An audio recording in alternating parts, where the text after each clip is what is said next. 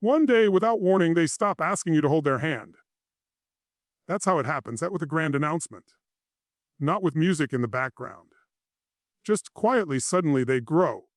And you sit there realizing you were so busy surviving the day, you didn't notice the years leaving. You think they're little. You think you have time. You think tomorrow, next week, next year you'll finally slow down and be present. But tomorrow becomes next month. Next month becomes next year. And one day you wake up, and they're not little anymore. There is a moment, every parent knows it, when you see your child do something that used to require you, and now they do it alone. Tie their shoes. Open the door. Climb the steps. Walk into school and never look back.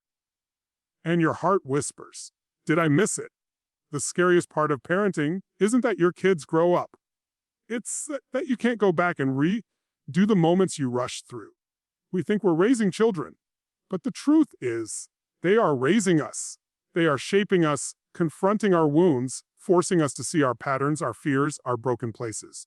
And yet, in the noise of daily life, the lunches, the homework, the bills, the stress, we forget the simple truth.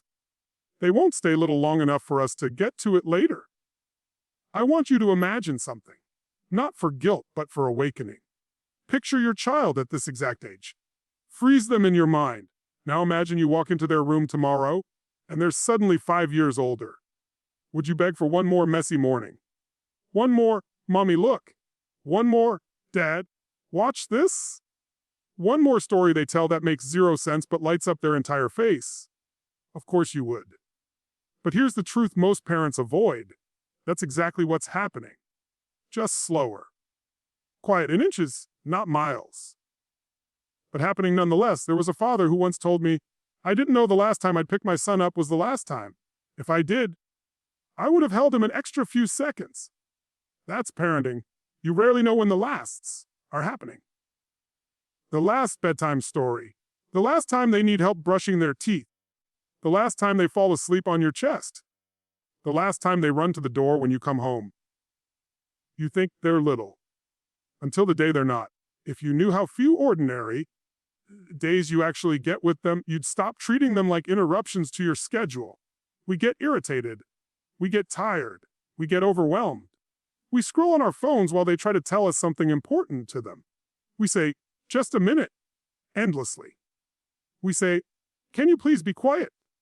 Because our patience is thinning, not because we don't love them, but because we forget how temporary this season really is. You think you have infinite time, but one day your home becomes painfully quiet. No toys on the floor. No fingerprints on the fridge.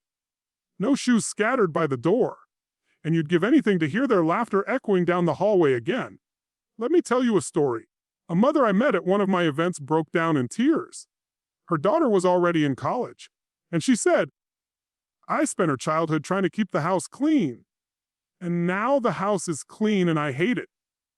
That's the grief no one warns parents about. We spend their childhood wishing for peace and spend their adulthood wishing for noise. You think they're little until they start drifting into their own lives, their own dreams, their own worlds where you are not the center anymore. And that's exactly how it's supposed to be. But it stings. It stings because parenting is the only job where the better you do, the more they eventually leave you. So the question becomes, what are you doing with the time you're given? This isn't about being perfect. Parenting guilt destroys more families than mistakes ever will. This speech isn't to shame you. It's to wake you up. Because here's the truth. You don't need more time with your kids. You need more presence in the time you already have. Think about the moments you remember from your own childhood. They weren't grand gestures. They were small moments where you felt seen, where you felt safe, where you felt loved without needing to earn it. That's what your children will remember too. Not the gifts, not the vacations, not the perfect birthday parties. They'll remember how you made them feel on the days that weren't special. Were you patient? Were you warm? Or did stress speak louder than love? These questions hurt because we know the answer isn't always what we want it to be. But that's why you're listening to this. Because you want to do better. You want to be conscious. You want to wake up from the autopilot so many parents fall into. Your kids don't need a perfect parent. They need a present one. Let's talk about guilt for a moment. Guilt shows up because you care, but guilt becomes destructive when it convinces you that your mistakes define you. Your kids don't need you to never mess up. They need you to own your mistakes courageously, to apologize when you lose your temper, to slow down when they feel invisible, to reconnect when life pulls you away. Every time you repair, you teach them how to repair. Every time you show humility, you teach them strength. Every time you choose presence over distraction, you teach them what love looks like. Not the love spoken, but the love demonstrated. I want to give you a moment of clarity right now. If today is stressful, if today is exhausting, if today feels chaotic, you are living the days you will someday miss. The days you complain about now will be the days you ache for later. That's why you must shift your perspective. Not in a forced, pretend everything is wonderful kind of way, but in a conscious, intentional way. A way that whispers, this moment matters, even if it doesn't feel like it. One day your child will outgrow your home, but they will never outgrow the imprint you left on their heart.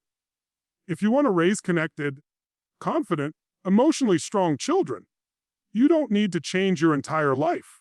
You just need to make small shifts. Put your phone down for 5 minutes when they talk. Look them in the eyes. Hug them a little longer. Say, I'm proud of you, even when they didn't achieve anything. Laugh when things go wrong. Let them be imperfect. Let yourself be imperfect. Love is built in the imperfections, in the messy parts, in the unfiltered moments you don't post online. That's where childhood truly exists. Imagine this years from now, your child is an adult, and someone asks them, what was it like growing up in your home? Whatever answer they give, you're building it right now. In the way you speak, in the way you show up, in the way you love them on the days you feel empty. That's the legacy. Not money, not stuff, presence, connection, warmth, safety. That's what lasts. So here's your reminder, your wake-up call, your emotional reset. You think they're little until they're not.